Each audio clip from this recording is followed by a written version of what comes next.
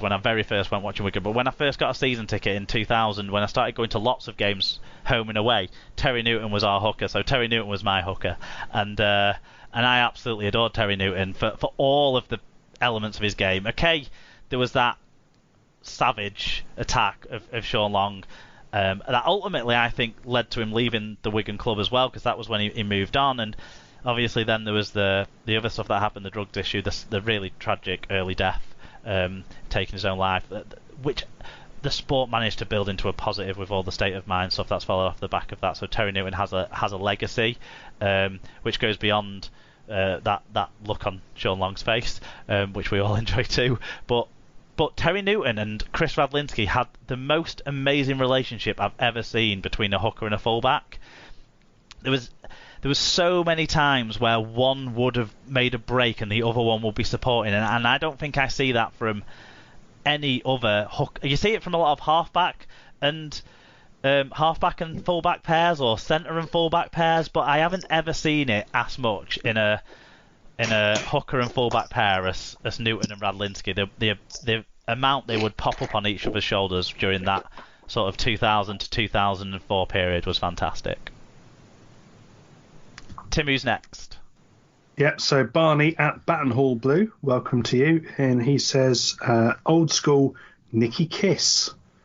So he was the Wigan in that early period of the Challenge Cup run. Yeah, so I suppose I'll take this one a bit as well. Now, Nicky Kiss I never saw play in person, bit early for me, but what the legacy Nicky Kiss has in Wigan is everyone loves Nicky Kiss. Like, he's one of the most popular with the fans players of that era, without a doubt, and so I'm sure he was very good on the pitch as well. I mean, he played in some of the iconic matches, the Manly game at Central Park, for example. He played an important role in.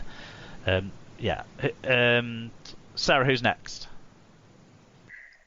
Jeff Swales at JESWAL_63 just said Richard Swain, who we've already talked about, haven't we? We're to assume Jeff's a Hull fan. So David Powell at St David 2911. Obviously, we know David Powell is a Saints fan. He said, "We have been spoiled rotten at Saints. King Kieran Cunningham followed by James Roby, both immaculate with the ball. A huge threat running out of dummy half and brilliant defensively. KC by a whisker though. He could win a game by sheer force of will." Just by staring at you, he was quite scary to look at, wasn't he? I mean, when he had his massive oversized headphones on, that made him more intimidating, but not to the St Helens players. But Kieran Cunningham, we'll all have had a game at some point where Kieran Cunningham has broke our hearts during the noughts, I would suggest. Other than St Helens fans who would have had just a constant period of loving Kieran Cunningham. I think Kieran Cunningham's nasty side has always been overlooked. I think he could rough it with the best of them, and I don't say that as a negative, by the way, on Kieran Cunningham. I think he needed to have that in his position during that era, during the sort of 90s through to noughties. It wasn't your new era of what's his name? His name's is falling out of my head. The New South Wales guy who's basically a beach sprinter and not a hooker, but is amazing as a result of that. Damien Cook. Damien Cook, yeah. It's not your Damien Cook, your Darryl Clark, your Danny Walker kind of super speed out of dummy half game. Kieran Cunningham wasn't that. He was an incredibly intelligent and physically robust dummy half. Sarah, what do you remember about coming up against Kieran Cunningham for all those years? He was just one of many St Helens players that you didn't really want to play against. But yeah, he was a very, very good player. Sadly, couldn't be translated into coaching. I don't think sadly. I thought that was hilarious. Do we not think that was hilarious? Okay, sadly for St Helens. Was it not one of the funniest things ever that he had a statue outside the ground and got sacked? Exactly. Yeah, it was to be only honest, hilarious once the statue had been erected. Before that, it would have been fine, but the fact that there was the statue there just made it banter central. I do feel that you shouldn't erect statues of people until they're dead. Or at least until their sort of full legacy is set. Tired. Like, you know, the one at Wembley, for example, of the Challenge Cup sort of legends, as it were. You know, there's living members of that, of course, and I know, but you've just got to be careful because you never know what they're going to do. Wait until they're dead and then build it. Yeah, fair. There's some people you can definitely trust to be okay, but you're right. There's some that don't necessarily deliver on that for their full entire life. Who's next? Sarah, do you want to give us John Sheridan's? Yes, I do. John Sheridan at Sheridan X111 says, old school, the ubiquitous Keith Elwell. His world record of consecutive games will never be beaten. Now, guys, did any of us know who Keith Elwell was without Googling him? Nope. No. Because I would have pronounced it Keith Ewell as well, but there we go. Before our time, but I did have a look, because obviously really interesting, and this is why we wanted so many different views. So Keith Elwell basically played 240 odd games in a row for Widnes in the second half of the 70s, I think, through to the early 80s. So that is unbelievable. That is such good longevity, isn't it, in our game? Especially when you think of how many games they actually played per season. So, you know, they'd have been playing midweek games and everything, as well as working. So it's not even like now where there's, 28 games in a season. Oh, yeah, they weren't these highly tuned athletes that can only play a certain amount of games because they do so much training. These guys probably played more game time than training time, didn't they, in that era? Yeah. With all the midweek cup games and you know, the extra tournaments they played to bring in money to the sport. It was a different time, wasn't it, to play all that? It is a phenomenal achievement for Keith Elwell. It was 5 years, 4 months and 19 days. Wow. Oh, obviously not continuously, but that's what it... From the start to the end of his consecutive games. Yeah. That's hugely impressive. And his whole career, he went on to play well over 400 games. So that's some career. Obviously, that in itself deserves talking about, even if he was only average, which I don't know, because I don't know much about him, unfortunately. Brandon. According to the well-renowned Oracle of Truth, or not, Wikipedia. Joshua. He actually played 591 matches. Wow. Whoa. And only 4 of those were as subs. In the forward packs as well. That's, you know, that's something. And he also scored 36 drop goals. Interesting. So well-rounded skill base. Okay, Brendan Collins at Brendan Collins. Just said Lee Jackson. We've talked about Lee Jackson already, but great shout.